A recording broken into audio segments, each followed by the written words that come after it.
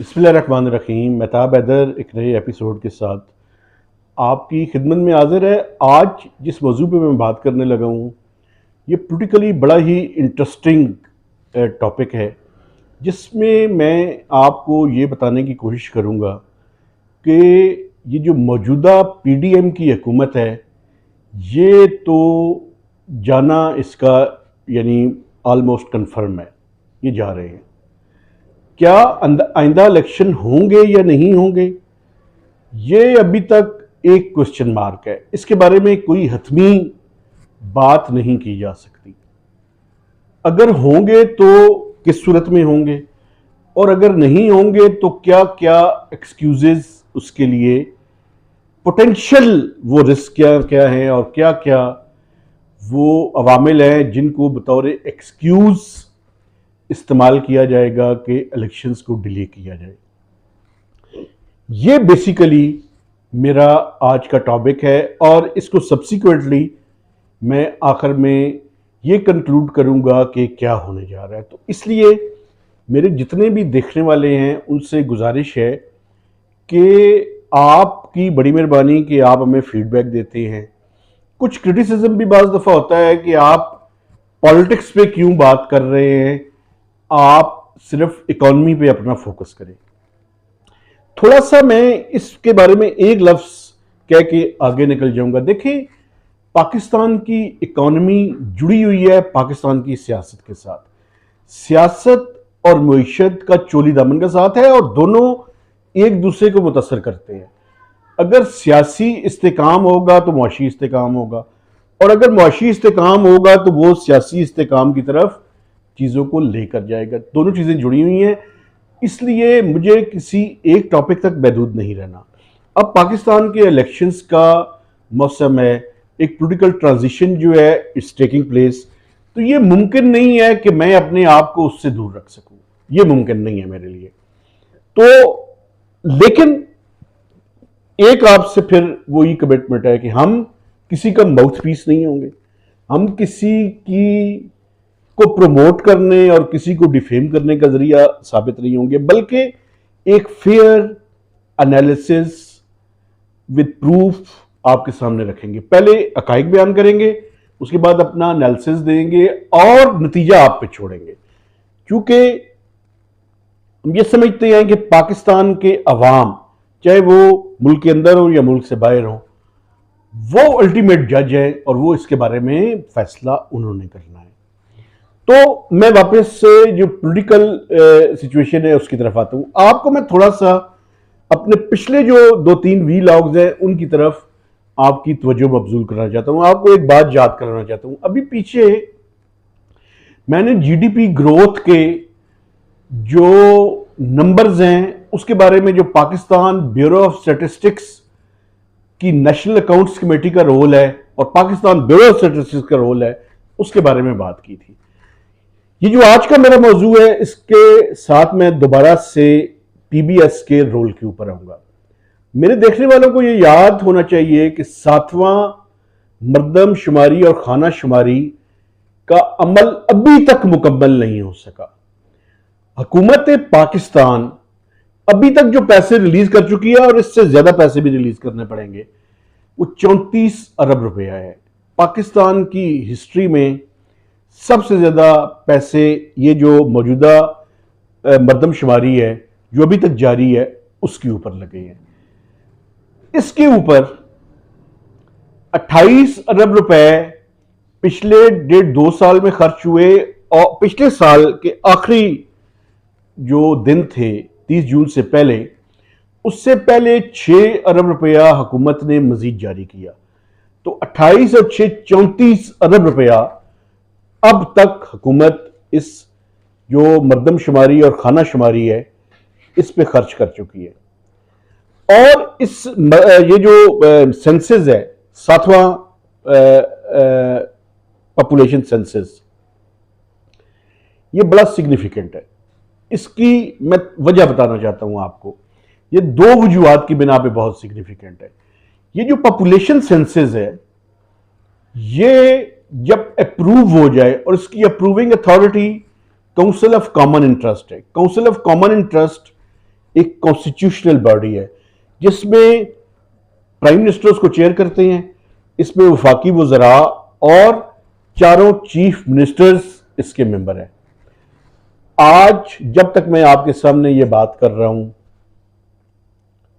17 जुलाई को दूर दूर तक कोई चांसेस नहीं है कि ये जो सेंसस हुआ है ये सीसीआई में मंजूरी के लिए पेश किया जाए। पीडीएम की हुकूमत की जो मुद्दत है वो 12 अगस्त को खत्म हो रही है, लेकिन मैं पहले आपको बता चुका हूं, फिर मैं दोबारा थोड़ा सा पीछे लेके आपको जाना चाहता हूं कि हम आपको डेट दे चुके हैं कि 7 तारीख तक प्राइम मिनिस्टर की ऑफिशियल एंगेजमेंट से, उसके बाद नहीं है। तो प्रोबेबली 8 या 9 अगस्त को ये असेंबलीज, नेशनल असेंबली और 2 जो सूबाई असेंबलियां अभी तक कायम हैं, जिसमें पंजाब है और बलूचिस्तान है, ये भी तोड़ दी जाएंगी। तो अगर असेंबलीज टूटेंगी पहले तो नवंबर में इलेक्शंस करवाने हैं, क्योंकि 3 माह का अरसा जो है वो मिल जाएगा। अच्छा, अब प्रॉब्लम क्या है? प्रॉब्लम ये है जो मैं आपके सामने रखना चाहता हूं, वो ये है कि मैं क्यों कह रहा हूं कि इलेक्शंस टाइम पे होंगे या नहीं होंगे। क्योंकि आपको पता है कि इलेक्शन कमीशन ऑफ पाकिस्तान को अगर काउंसिल ऑफ कॉमन इंटरेस्ट इस पॉपुलेशन सेंसस को अप्रूव कर दे तो इस पॉपुलेशन सेंसस के जो रिजल्ट्स हैं वो 2 कामों के लिए बड़े इंपॉर्टेंट हैं। एक तो डिलिमिटेशन की एक्सरसाइज के लिए, क्योंकि जब आबादी बढ़ जाती है तो उसके नतीजे में कौमी असम्बली और सूबाई असम्बलियों की सीट्स एडजस्ट होती हैं। तो अगर आबादी बढ़ी हुई हो तो वो सीट्स ज्यादा हो जाती है। तो एक इस सेंसस का जो बुनियादी मकसद है वो डिलिमिटेशन करना है कॉन्स्टिट्यूएंसीज की, कौमी असम्बली की भी और सूबाई असम्बली की भी। ये दूसरा उसका मकसद है वो है, आपको पता है कि पाकिस्तान में जो नेशनल फाइनेंस कमीशन अवार्ड है, रिसोर्सेज की तकसीम है अमंग सेंटर और प्रोविंसेस, वो भी उसका मेजर जो वेटेज है वो आबादी को हासिल है। पाकिस्तान में सूबों और मरकज के दरमियान जो रिसोर्स डिस्ट्रीब्यूशन फार्मूला है, जिसको हम फेडरल डिविजिबल पूल कहते हैं, फेडरल डिविजिबल पूल में जो रिसोर्सेज है एक तो सेंटर को चला गया, सेंटर से जो प्रोविंसेस के दरमियान आता है वो इस टाइम कोई 58% है, 58% से ज्यादा है, क्योंकि उसमें सबवेंशन ग्रांट्स मिला के तकरीबन 60% से ऊपर चला जाता है। यानी अगर 100 रुपया फेडरल डिविजिबल पूल के तहत हुकूमत पाकिस्तान की कुल आमदन है तो 60 से 62 रुपए वो प्रोविंसेस के दरमियान जाते हैं। अच्छा, प्रोविंसेस के दरमियान ये 62 रुपए चले जाते हैं तो उसका एक फार्मूला है, उस फार्मूले में 100% में से 90% उसकी जो वेटेज है डिस्ट्रीब्यूशन के फार्मूले की वो पॉपुलेशन को हासिल है। बाकी उसके अंदर आपको पता है एरिया है, उसके अंदर पॉवर्टी और बैकवर्डनेस है और उसके अंदर रेवेन्यू जनरेशन है, उन सब की अपनी अपनी वेटेज है, वो कोई तकरीबन 9 से 10% के दरमियान खड़ी है। तो पाकिस्तान में आबादी का बढ़ना किसी सूबे के लिए इंसेंटिव है। इंसेंटिव ये है कि आपका एक तो आपकी सीट्स बढ़ जाएंगी कौमी असम्बली और सूबाई असम्बली की, दूसरा आपका ये जो एनएफसी अवार्ड के तहत आपको पैसे मिलने हैं उसमें भी इजाफा हो जाएगा। अच्छा, अब हुआ क्या? हुआ ये है कि ये जो सेंसस के रिजल्ट्स हैं ये बड़े अजीब हैं। उन अजीबो गरीब रिजल्ट्स के अंदर बलूचिस्तान की जो पॉपुलेशन ग्रोथ है वो कोई 10% के लगभग है। जितने डेमोग्राफर्स हैं वो सर पकड़ कर बैठ गए हैं और कुछ डिवीजन्स और डिस्ट्रिक्ट्स ऐसे हैं जिनके अंदर पॉपुलेशन ग्रोथ बहुत ज्यादा है। ये तो एवरेज मैं बता रहा हूं पूरे सूबे की। और हैरानकुन बात ये है कि कुछ डिस्ट्रिक्ट्स और डिवीजन में सिर्फ मर्द मेल बच्चे पैदा हुए हैं। क्या ये मुमकिन है? ये कैसे मुमकिन है कि सिर्फ जो मेल है बच्चे वो पैदा हों?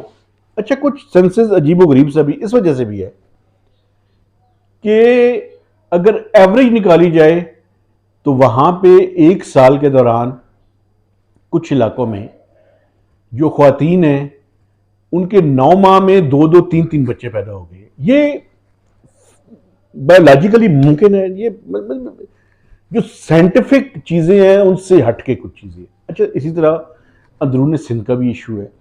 अच्छा, अब आप देखें कि सिंध में जो रूरल और अर्बन एरियाज हैं उनके दरमियान बड़ा एक प्रॉब्लम है। वहां पे भी इसी तरह के रिजल्ट्स हैं।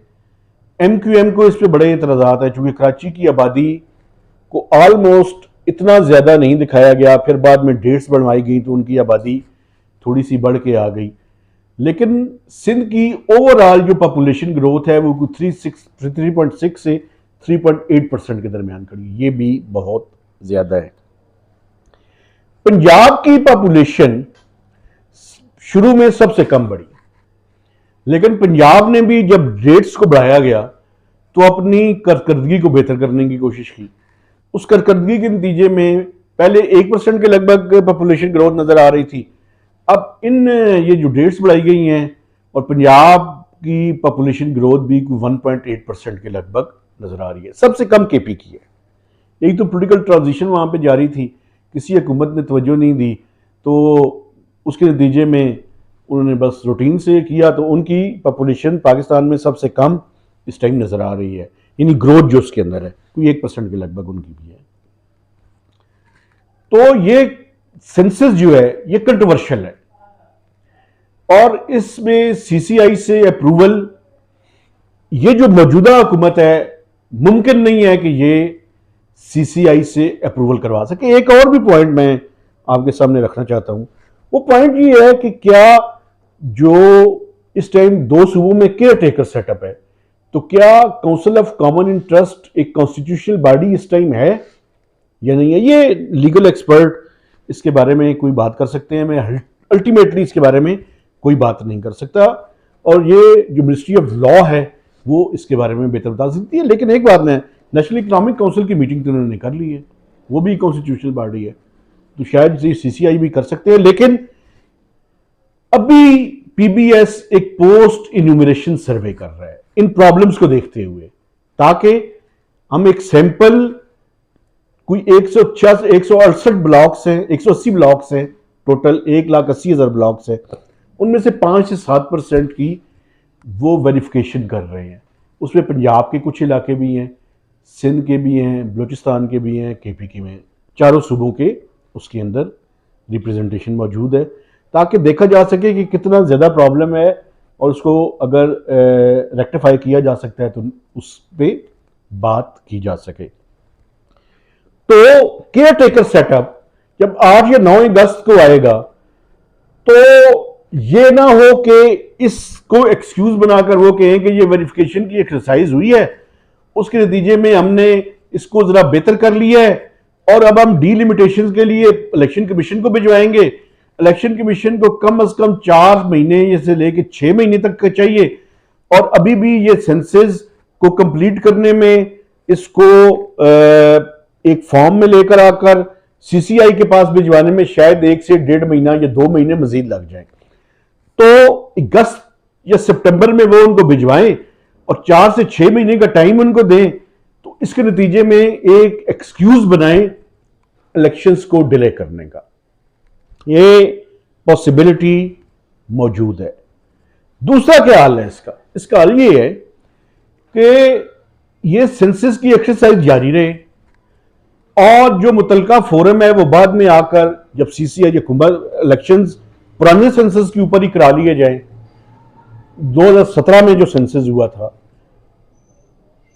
उसकी बुनियाद पे जो डिलिमिटेशन है उसको भी चेंज ना किया जाए, और 3 माह के अंदर जब ये हुकूमत खत्म और केयर टेकर सेटअप आए तो उसके बाद 3 माह के अंदर इलेक्शंस करवा दिए जाएं।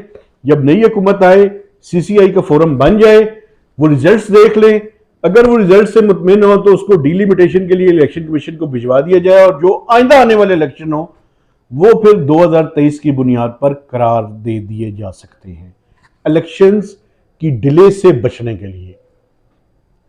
ये तो हो गई सारी इंफॉर्मेशन। अब एनालिसिस, एनालिसिस ये है कि भाईजान जब केयर टेकर सेटअप के चेहरे नजर आएंगे सामने, उसके बाद पता चलेगा कि चीजें कैसे अनफोल्ड होती हैं। आइन के तहत प्राइम मिनिस्टर और अपोजिशन लीडर को यह इख्तियार हासिल है कि वो केयर टेकर प्राइम मिनिस्टर की सिलेक्शन कर लें। हुकूमत के पास ये मौका है कि वो इस्टेब्लिशमेंट के पास इस बाल को ना जाने दें, क्योंकि उसके बाद होगा कि अगर ये आपस में फैसला नहीं कर सके तो ये बात फिर चली जाएगी इलेक्शन कमीशन के पास, और इलेक्शन कमीशन फिर वही फैसला करेगा जो इस्टेब्लिशमेंट करवाना चाहेगी। लेकिन यह बात जरूर है कि वो उन्हीं नामों में से उनको सिलेक्ट करने पड़ेंगे। तो आजकल एक बैंकर, एक फाइनेंशियल विजिट, उसका नाम बहुत ज्यादा चल रहा है।